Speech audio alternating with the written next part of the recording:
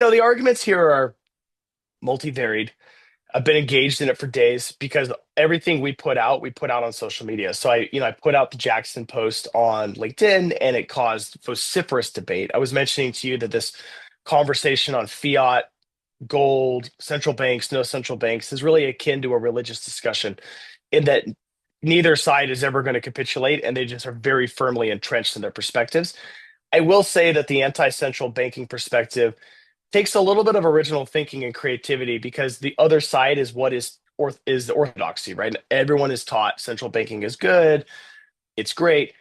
No one ever stops to ask, we don't accept government centralized control of any market in the West. We don't like it. So why do we accept government centralized control and like communist style controls of the money market? Monaco 64, home of alternative economics and contrarian views. I have a new guest today. His name is Ari van Gemeren. He's a principal and founder of Lombard Equities. Lombard Equities is a private real estate investment company focused on acquiring well-located value-added apartments across the west coast of the U.S. But also importantly, he's the founder and writer of Timeless Investor Group, and he also posts stuff on Substack. I'm going to leave all this stuff in the description. And he's also a former banker with Goldman Sachs, just like I'm a former banker in the city of London. But I read some an interesting article from Ari, called Blood and Taxes, about why revolutions start with real estate, and he focused on the French Revolution. And I've also listened to a podcast he made about Andrew Jackson and how Andrew Jackson slayed the monster, which was the second bank of the United States. But Ari, welcome. Thank you, Mario. Pleasure to be here and excited to share some insights and have a collaborative conversation on a broad range of topics. So, thank you. Yeah, you're welcome. And I really enjoy how you look at history, and it's something that I do a lot because I think history doesn't repeat exactly. I know it's a cliche, but it rhymes. It So rhymes. yeah. So could we start with the like the route to the French Revolution and what you mean by blood and taxes and what you mean by the French Revolution uh, being not a revolution about people going hungry, but about real estate.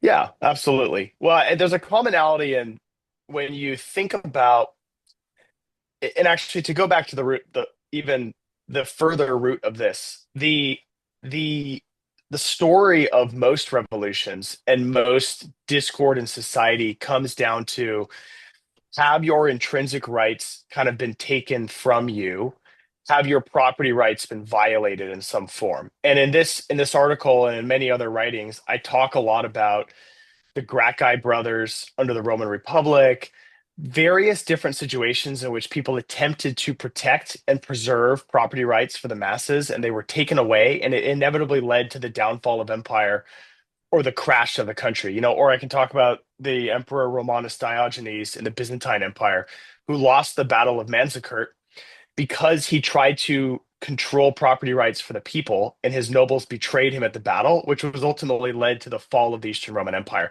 It is a trend that continues throughout time. So, taking that lens, what happened with the Gracchi brothers, how that led to the fall of the Roman Republic, the rise of Caesar, the rise of various dictators, and then the fall of the Republic and the rise of the Roman Empire ultimately destroyed the Roman Senate, who were the ones that defeated the Gracchi brothers. The same with the Battle of Manzikert and the Emperor Romanus attempting to preserve property rights backfired on the nobles who betrayed him at that battle and allowed the Turks to conquer Anatolia and eventually overwhelm Constantinople and change the course of European history over property rights.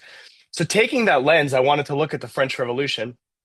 And one could argue that the Russian Revolution, is a good example too, where people had no rights. And this comes back to the fiat currency point a little bit, which is it's okay if you have no rights, if you have trust in the system, right? So people had implicit trust in the French monarchy and the goodness of the monarchy and the divine right of kings and whatnot. So the peasantry was okay with it, right? But you had the rise of the Enlightenment and different ideas, and people started to question the intrinsic trust in monarchical systems. In conjunction with that, the French Revolution, in my opinion, the seeds of it were really planted decades before with John Law, who's another I call him a gentleman lightly, another person that we did a podcast interview on. And John Law was a murderer, gambler, kind of a fascinating genius, if you will, Scottish, who fled England after murdering someone in a duel over a woman. And he was a very kind of prolific playboy and went to France and came up with this idea of France paying its own debts off by producing fiat currency. So he was like almost the grandfather of central banking and fiat, and culminated in a mass inflation and this idea that Mississippi and the French regions of the New World were going to produce all these great benefits, but ultimately led to mass inflation and the death of paper currency for a time. And then French society started to sort of unravel after that point. And so France had incurred tremendous debt, which, again, there's commonalities. Like the Tsar fell in the Russian Revolution after incurring tremendous debt and tremendous loss of life in World War One, and trust in the Tsar and his divine capabilities fell. The French monarchy went through the same chain, right? Assistance to the Americans in the American Revolution, the 7 Years' War, right, which was really the first global war. We think World War One's the first world war, but actually the 7 Years' War was really the first world war.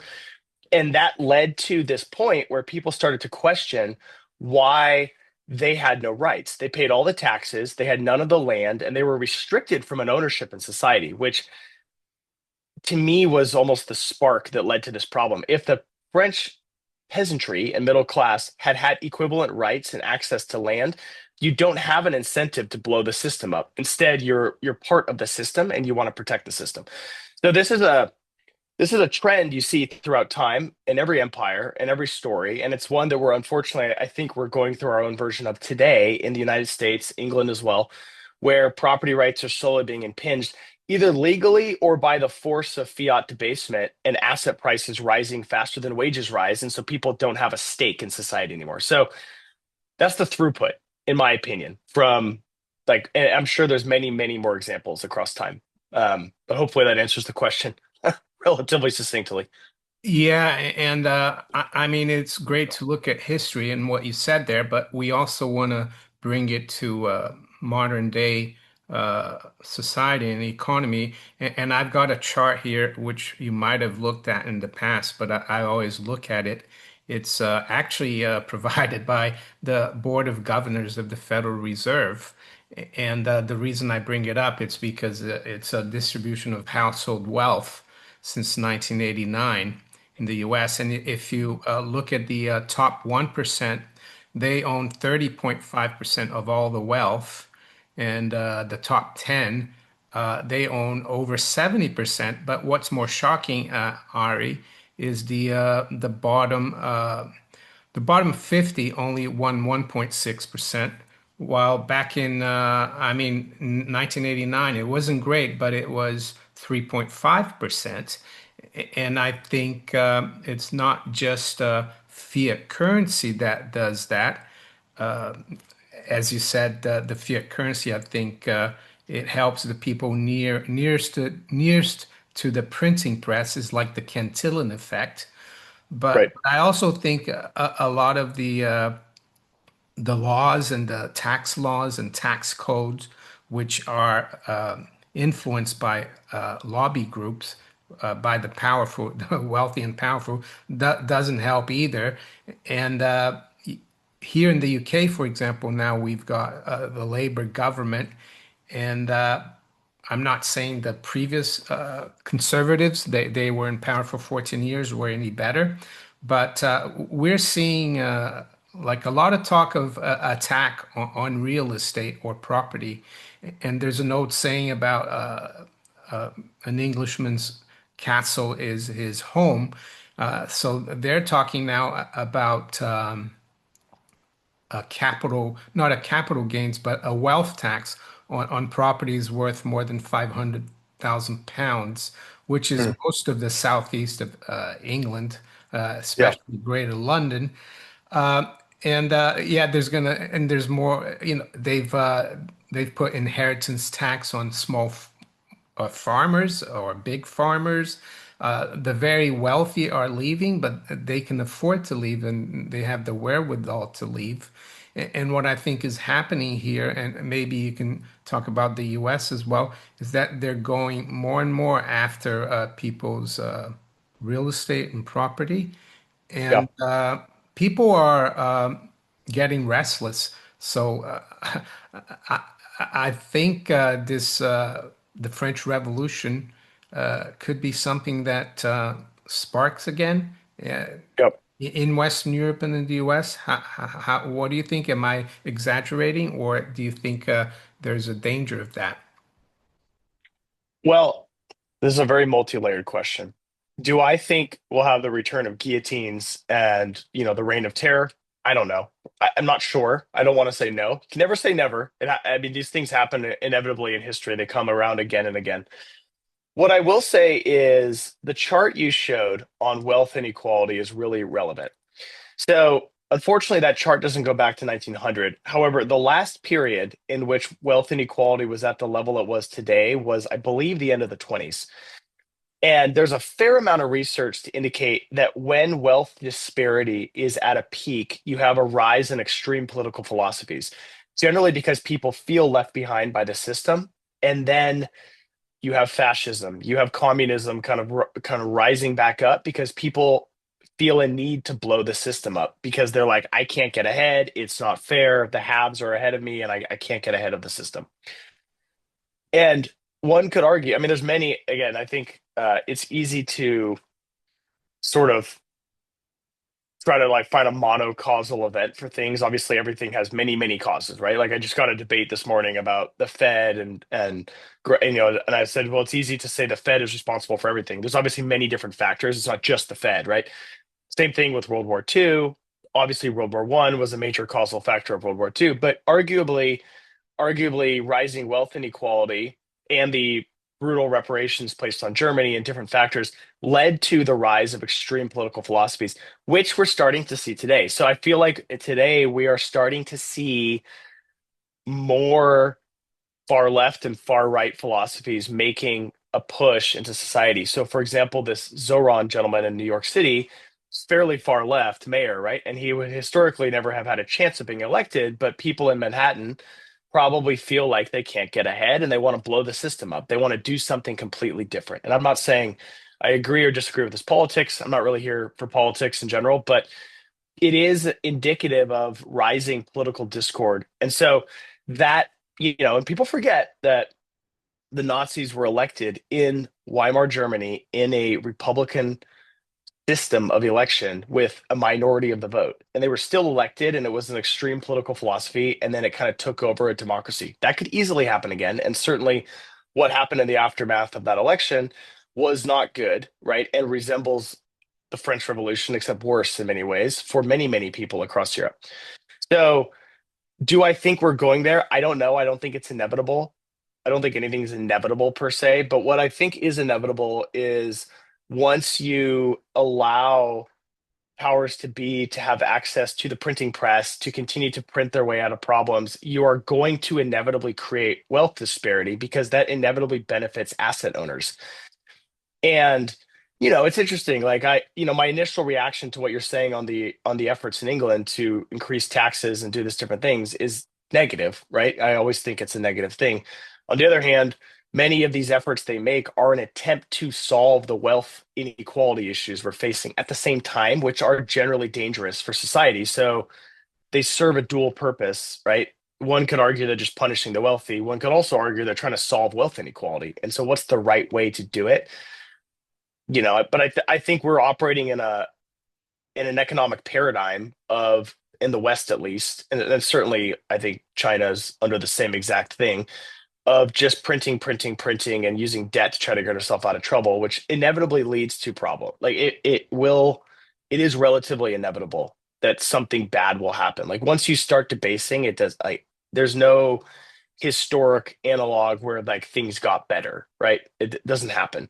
I guess the only real example would be when the Emperor Constantine the Great won the battle, converted the Roman Empire to Christianity, and then put in place a new hard currency for the Eastern Roman Empire that actually solved many of the inflationary issues. But the Western Roman Empire still collapsed and fell in the aftermath of that, and rampant currency debasement over that time. So um, I don't know. There's history is pretty bleak when it comes to this particular topic. So I don't want to sound like a pessimist, but that's kind of how I see it. Yeah, you mentioned Constantine. Is it the Battle of what's that bridge called in Rome? Um, It is the Battle of a Bridge. I forget yeah, I which forgot. one. I was there earlier this year and last year. But yeah, that's where he saw the sign as well that made him Correct. convert. But yeah, it seems to me, like you said, that you can kind of understand the people, especially on the left.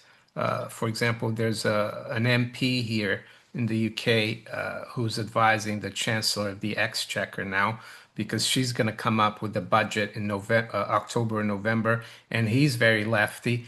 Uh, and I can understand, the very wealthy are not even the very wealthy, but upper middle class. Their real estate value of their property that is going through the roof, and young people can't get on the property ladder, as they call it here in the UK. Yeah, But what is frustrating, Ari, is that none of them, not even maybe a little bit more on the right, realize that one of the major reasons for this is the fiat currency system that really exactly. really helps people who have assets and really hurts the common, and the majority.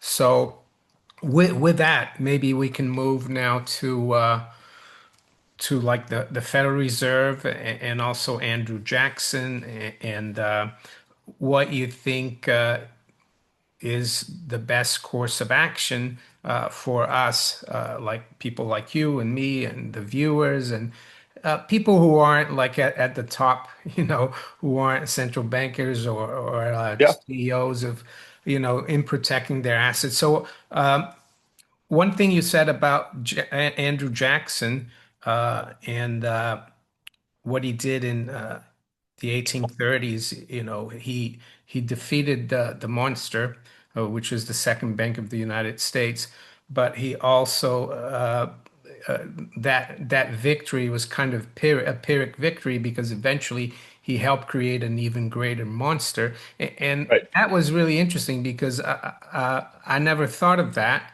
and I'm not saying I want a central bank, but yeah, maybe, yeah, let's start with that. Yeah. Well, I want to hit on one point too, which I love the point that you made, which is the left wing politicians are generally trying to solve this wealth inequality effect, but I do agree with you. I think they're going at it from the wrong approach. The reason wealth inequality is rising is because fiat is debased, which hurts savers, encourages riskier behavior, right? So one of the things that is worth thinking about is fiat debasement incentivizes the use of debt because debt is constantly devalued over time. So therefore, it has all sorts of distortionary impacts on how people invest. And it has a hugely distortionary impact on real estate because real estate is primarily financed with debt, which means this is nerve-wracking for me, who, am building my entire company and business on the back of real estate. But the truth is, real estate values are where they are today because of the easy utilization of debt and because fiat has been debased over time, which means that it vastly encourages risk taking and it encourages riskier behavior with loans. And so trying to solve that by just taxing the gains is sort of not getting at the root problem. And there's a great website. I don't know if you've ever linked it for your listeners, but it's WTFhappenedin1971.com. It's a fantastic website, tons of great charts. But it shows very clearly that when the US broke the gold standard in 71, everything went to hell afterwards in ways that are really bad for the middle class. And my wife always says the middle class in the West are the ones that get crushed horrifically. The poor, they're fine. It's difficult to be poor, but there's a lot of government programs for you. And the rich, they're also fine. It's the middle class that get crushed for health in this country, in the United States, anyways. For health insurance, yes. Have you been here before? Have you been to this site? Actually, no, I haven't looked at it, and I didn't know about it. But I notice whenever I look at a lot of charts, and in the early 70s, everything changes. So yeah, This site is the holy grail of incredible information. There's one I want to point out here really quickly as you keep scrolling, um, that basically shows the time it takes for an American to save up their money to buy a home. And it's fascinating. It's basically it's 3 to 4 times as much time. There, right here. oh, How there long you does it go. take to save for a house?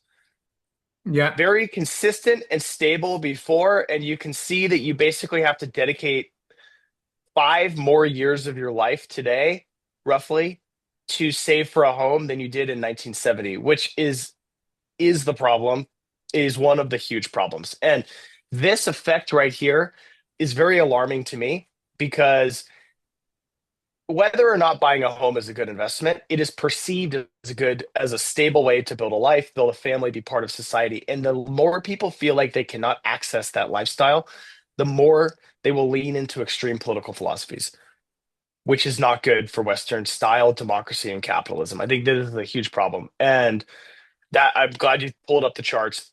That website is amazing. I use it all the time. It's awesome. But that exactly. So anyways, now we could I just wanted to hit that point really quickly. So Jackson.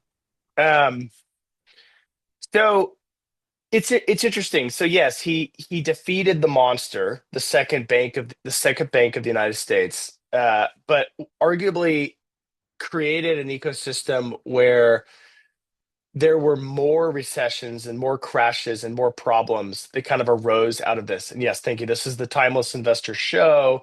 This is our podcast piece on the great Andrew Jackson. Um, one of the things that was happening at the time was, one of his major moves to defeat the bank was to pull deposits from the bank. That was one of his big moves. He pulled all federal deposits from the bank. But then he redistributed it to what people called his pet banks. So banks that were perceived to be loyal to him, politically loyal, whatever. And a lot of those banks were on the frontier. And that money flowed into frontier banks. And as a result of them receiving this money, they themselves started engaging in very risky lending practices and putting money out. So all of this culminated in the specie circular, which basically required land to be acquired with hard currency, not with paper money, which caused huge runs on the bank on the frontier and sparked the Panic of 1937, which really, and Jackson was out of office at this time, which, we chatted about this before, but Van Buren was the president. Unfortunate for him during this time, and was known as Van Ruin versus Van Buren because of he was the president presiding over this thing. It's not really his fault. He inherited it from Jackson. So, the arguments here are multivariate. I've been engaged in it for days because everything we put out on social media. So I put out the Jackson post on LinkedIn and it caused vociferous debate. I was mentioning to you that this conversation on fiat, gold, central banks, no central banks is really akin to a religious discussion in that neither side is ever going to capitulate and they just are very firmly entrenched in their perspectives. I will say that the anti-central banking perspective takes a little bit of original thinking and creativity because the other side is what is the orthodoxy, right? Everyone is taught central banking is good, it's great. No one ever stops to ask, we don't accept government centralized control of any market in the West. We don't like it. So why do we accept government centralized control and like communist style controls of the money market? Why? Like, does I yeah. don't I know. mean, that's always a question or a point that I tell people. We don't have a Yeah. central bakery. system for producing bread. It's I mean, monopoly is anathema to a free market, and that's what the Right. Fed is, a monopoly. Yeah. Right. And that, the argument for the Fed is that it creates more stability, which arguably is somewhat true. If you look at the track record of 1837 to 1913 versus 1913 to present, there are less crashes in that time. But you can also argue that under the Fed's watch, we have much larger and more dramatic crashes when they do happen. Um, and so, I think there's many ways to look at it.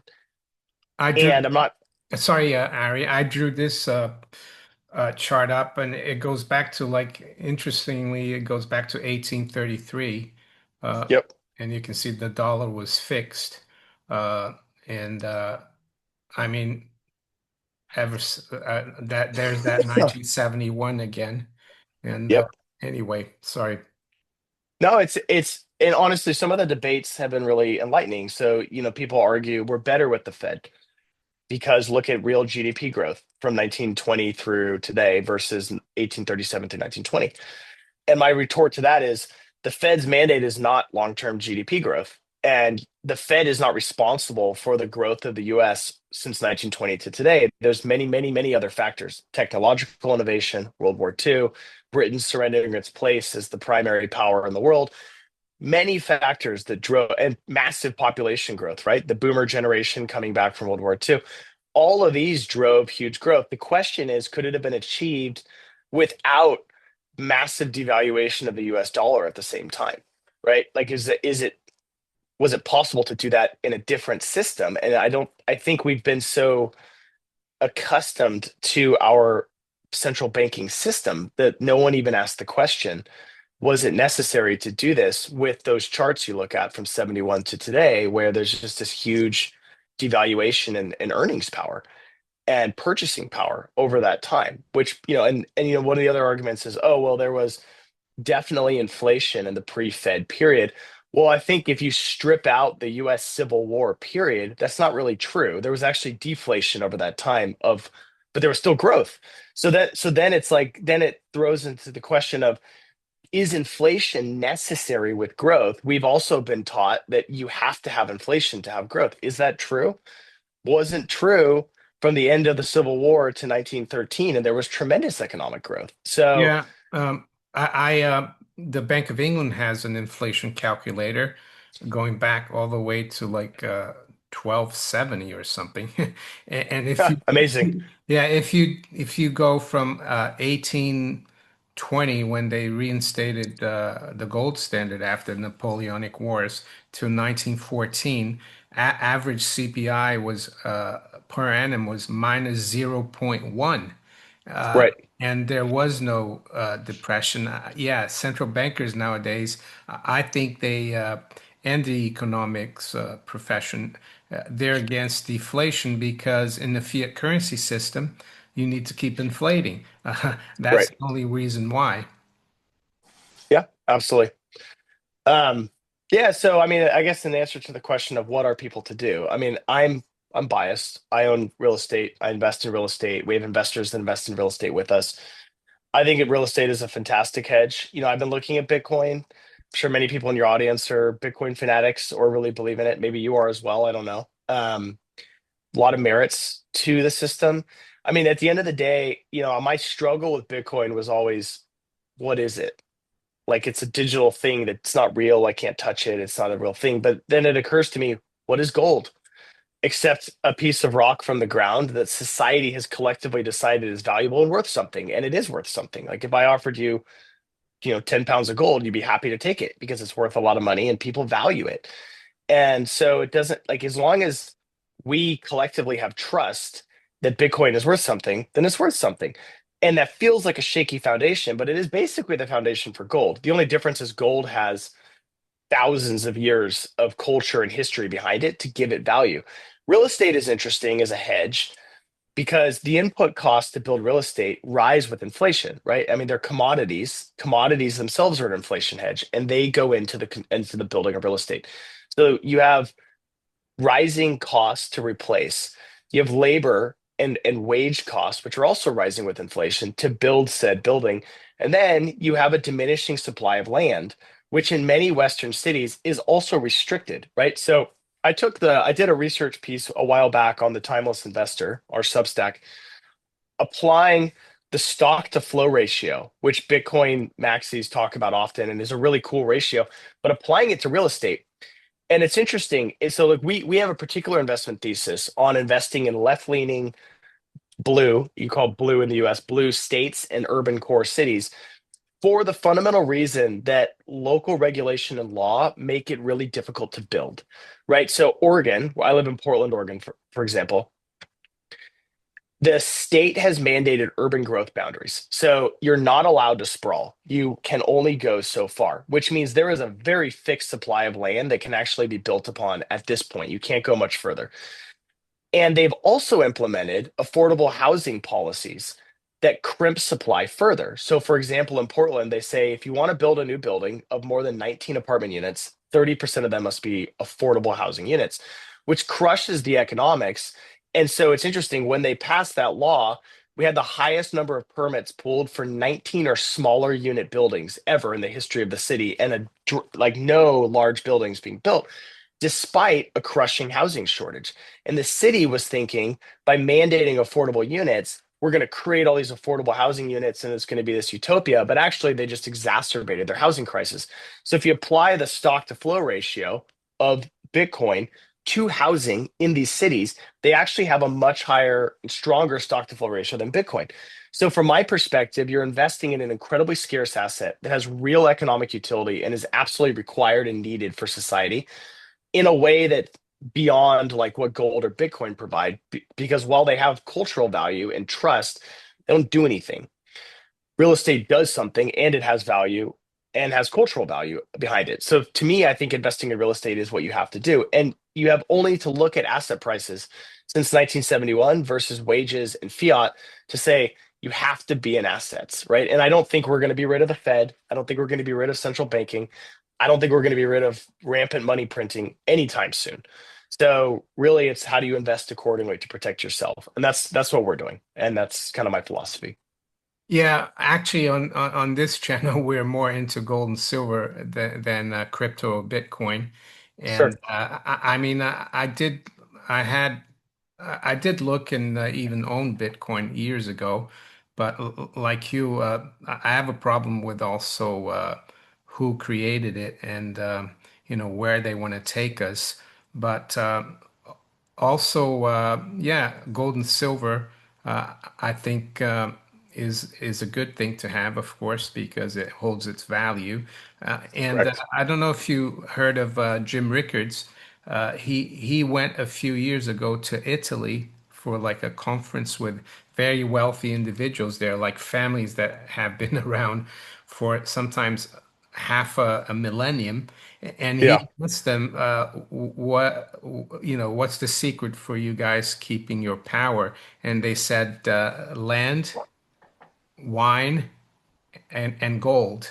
So Wine. I love yeah, it. That's amazing. yeah, I Yeah. think yeah, and most people though when you talk about real estate, they think well that's bad because it's risky because of the '08 crisis, but Sure. you need to be careful and manage your risk. You're not going to go and buy a property and put very little down.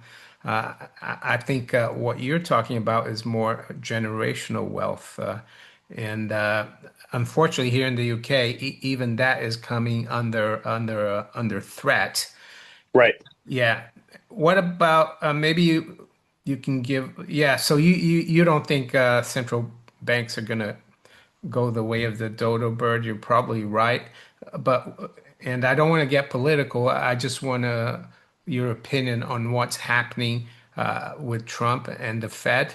Do, it doesn't seem like, even though he's got Andrew Jackson's portrait in I think in the Oval Office, it doesn't seem Yep. like he wants to abolish the Fed. And like you said, when Andrew Jackson abolished or didn't renew the charter of the Second Bank of the United States, it led to JP Morgan and other bankers to actually regroup and become even more powerful. So We don't even Yep. know what the consequence would be. So yeah, if we could touch upon that, if you have a minute, Sure. Trump and the Fed. Yeah.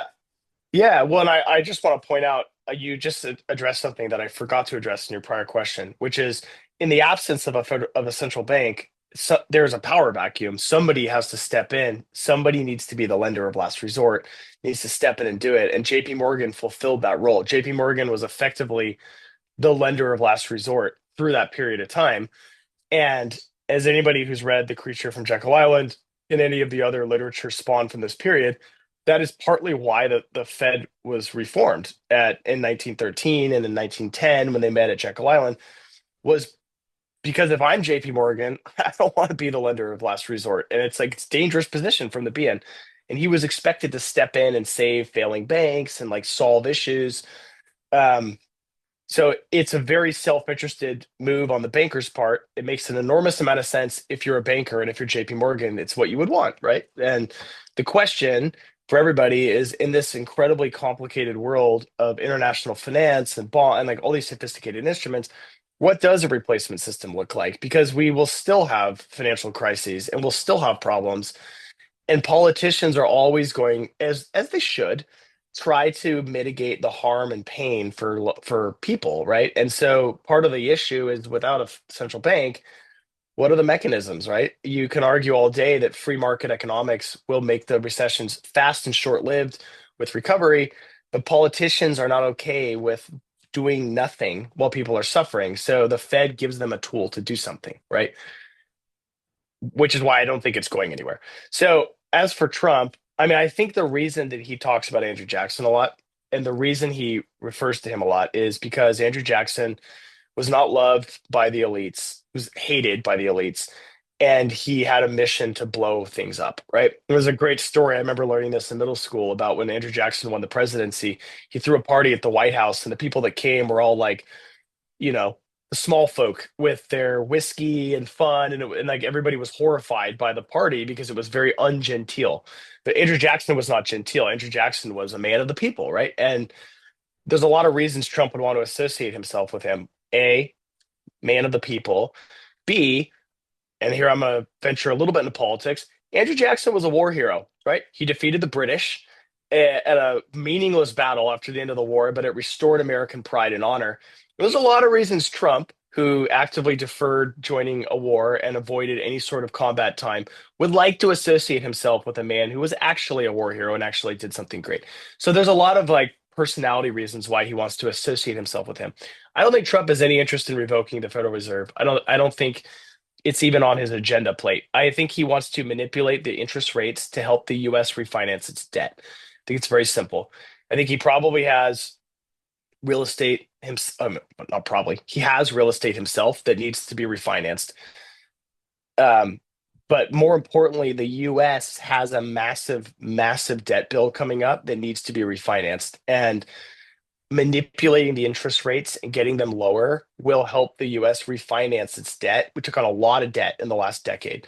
I just saw a quote this morning on how long it took the US to accumulate its first $1 trillion of debt, how long it took for the next trillion, the next trillion. And at this pace, I think we're adding $1 trillion of debt like at an unbelievably fast clip. And so I think a lot of what he's doing with the Fed is around trying to artificially suppress interest rates so we can refinance our debt. Um, but there's legitimate arguments that like the economy is not doing well, unemployment is rising. I think from what I see in real estate, I don't think the U.S. economy is doing well. I think under the hood, there's a lot of problems right now, and I think it's coming. So there is an argument for the Fed to cut rates just to spur the economy, if you will, and prevent unemployment from getting out of control. But as with everything, it's multivariate. There's a lot of different pieces to it. Well, my conclusion from hearing you and listening to your podcast and what you wrote as well is that the only way forward financially is not to trust paper and trust Agreed. assets, be it real estate, gold, silver, whatever, something real that's you can touch and feel, and that can produce also cash flow. That is real estate. I mean, I don't cover real estate that much here, but it's something that has worked for people long term. So Ari, thank you for coming on. I'd love to have you on again. I'm gonna keep following your Substack and your podcasts, and I'm gonna put them in the links in the description of this interview as well. And I urge the viewers to follow Ari. Thank you, Mario. It's a pleasure to be here, and viewers, thank you for listening, and I'm delighted to share my thoughts with all of you. Take care. Take care. Thank you.